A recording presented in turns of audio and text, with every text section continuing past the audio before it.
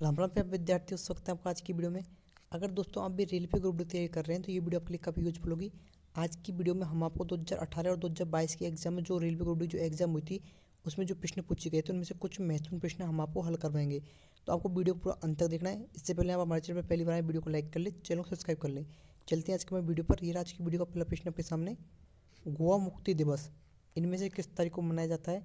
तो 19 दिसंबर को जो है गोवा मुक्ति दिवस के रूप में मनाया जाता है। भारत के कुछ शैक्षणिक संस्था महात्मा गांधी के अंग्रेजों के साथ असहयोग के आह्वान की प्रतिक्रिया स्वरूप स्थापित किए गए थे। निम्नलिखित में से कौन सा संस्थान उनमें से एक नहीं है? तो दोस्तों सेरामपुरा कॉलेज उनमें से एक नहीं है।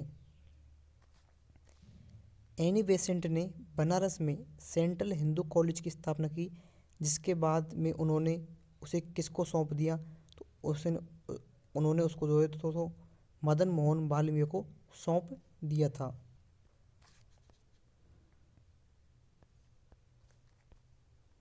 ये अगला प्रश्न है, 1911 में कहाँ पे किंग जॉन पंचम की राज्याभिषेक का जश्न मनाने के लिए एक दरबार का आयोजन किया गया? यहीं पर भारत की राजधानी को कोलकाता से दिल्ली स्थानांतरित करने का निर्णय की घोषणा की गई थी। तो दोस्तों दिल्ली में ही यह जो है दरबार का आयोजन किया गया था। इनमें से कौन 1934 में स्थापित कांग्रेस सोशलिस्ट पार्टी के संस्थापकों में से एक थे? जयप्रकाश नारायण जो है कांग्रेस सोशलिस्ट पार्टी के संस्थापकों में से एक थे। इसकी स्थापना जो 1934 में की गई थी। इनमें से किस स्वतंत्र सेनानी के निर्णयात्मक लेखन की पहली कृति हिंद स्वराज अभी भी दुनिया पर विवेचनात्मक रुचि का विषय है? दोस्तों ये लाला लाजपत राय इसका करेक्ट आंसर होगा। सॉरी दोस्तों, हिंद स्वराज जो है वो महात्मा गांधी की कृति है। महात्मा गांधी इसका करेक्ट आंसर होगा। जैसे कि महात्मा गांधी की पहली कृति हिंद स्वराज जो कि 1909 में लिखी गई थी, अभी भी दुनिया भर में विवेचनात्मक रुचि का विषय है। ये मूल रूप से गुजराती भाषा में लिखी गई है। महात्मा गांधी इसको सही आंसर होगा। दोस्तों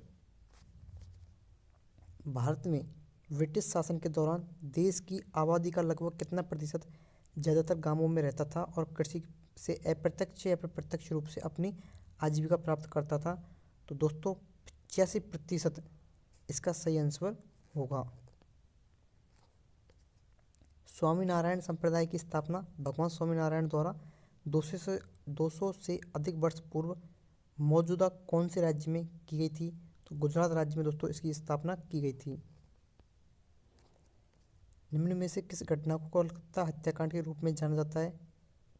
सीधी कार्रवाई दिवस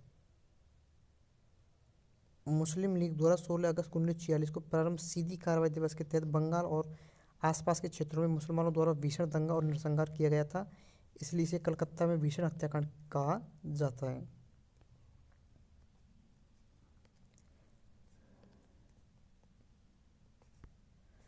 भारत के स्वतंत्र संग्राम में से संबंधित निम्नलिखित में से कौन सी घटना उनके घटित होने के बाद सम्मिलित है?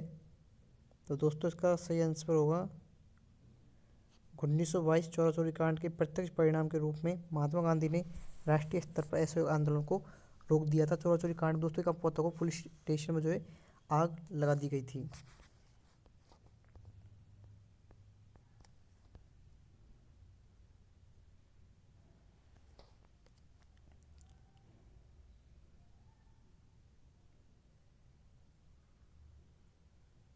कहाँ ब्रिटिश की ग्रीष्मकालीन राजधानी थी? तो शिमला में ब्रिटिश की ग्रीष्मकालीन राजधानी थी।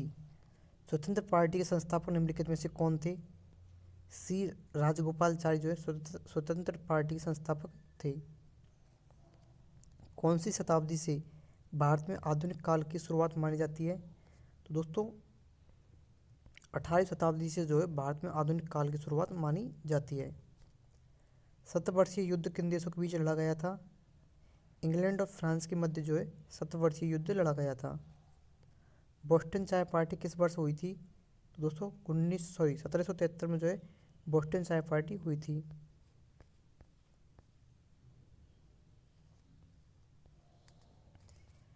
किस देश को मुख्य रूप से कम्युनिस्ट या फिर माओवादी दलों द्वारा शासित किया जाता है? तो दोस्तों चीन इसका सही आंसर होगा। वह क्रांतिकारी नेता कौन था जिसने क्यूबा में भूमि सुधार और साक्षरता में सुधार किया था? तो दोस्तों वह उस क्रांतिकारी नेता का नाम जो है फिदेल कास्त्रो था। उस अमेरिकी नागरिक आंदोलन कार्यकर्ता का नाम क्या है जिन्होंने प्रसिद्ध भाषण आई हैव ए ड्रीम दिया था? उनका नाम दोस्तों मार्टिन लूथर किंग जूनियर है। और ये प्रश्न आरआरबी ग्रुप डी एग्जाम की दृष्टि से काफ़ी महत्वपूर्ण है। अफीम युद्ध दो देशों के बीच लड़ा गया था। उन देशों में से एक चीन था, तो दूसरे देश कौन सा था? दूसरा देश दोस्तों ब्रिटेन था, जिनके मध्य अफीम युद्ध लड़ा गया।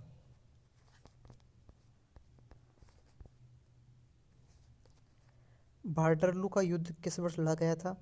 1815 में जो है वाटरलू का युद्ध लड़ा गया। किनके द्वारा 1509 ईस्वी में द्वीप पर विजय प्राप्त की गई थी? तो दोस्तों पुर्तगालियों द्वारा 1509 ईस्वी में द्वीप पर विजय प्राप्त की गई थी।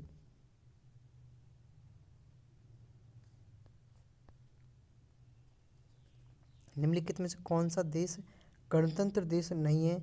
चीन जो दोस्तों वो गणतंत्र देश नहीं है। निम्न में से किस देश ने फरवरी 2021 में सैन्य तख्तापलट का सामना किया? तो म्यांमार इसका सही आंसर होगा। अब दोस्तों आपके सामने भारतीय राज्य व्यवस्था संबंधी कुछ प्रश्न है। भारतीय संविधान की प्रस्तावना में आय शब्द किसका अर्थ राज्य में निर्वाचित प्रमुख से है? तो दोस्तों भारतीय संविधान में जो प्रस्तावना जो गणराज्य शब्द आया है उसका अर्थ राज्य में निर्वाचित प्रमुख से है। भारतीय संविधान की कौन सी विशेषता राज्य स्तर पर और केंद्र में सरकारों के अस्तित्व को संदर्भित करती है? तो दोस्तों संघवाद इसका सही आंसर होगा। भारत के संविधान के संदर्भ में इनमें से संविधान सभा का निर्वाचित अध्यक्ष कौन थे? तो दोस्तों डॉक्टर राजेंद्र प्रसाद इसके निर्वाचित अध्यक्ष थे। भारतीय संविधान की एकात्मक विशेषता का संबंध इनमें से कौन सा था? दोस्तों ऑप्शन डी इसका करेक्ट आंसर होगा।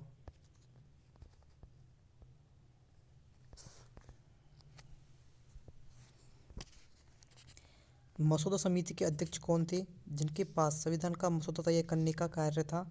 तो डॉक्टर बी.आर. अम्बेडकर इसका सही आंसर होगा।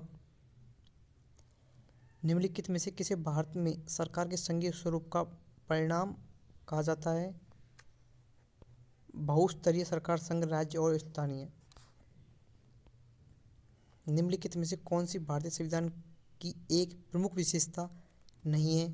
तो दोस्तों सामंतशाही को प्रोत्साहन जो है भारतीय संविधान की प्रमुख विशेषता नहीं है। दोस्तों आज की वीडियो को यहीं पर समाप्त करता हूँ। उम्मीद करता हूँ आपको मेरी वीडियो अच्छी लगी वीडियो को लाइक करें, चैनल को सब्सक्राइब करें तथा अपने दोस्तों के साथ शेयर करें। धन्यवाद। राम राम, जय श्री श्याम, जय श्री कृष्ण।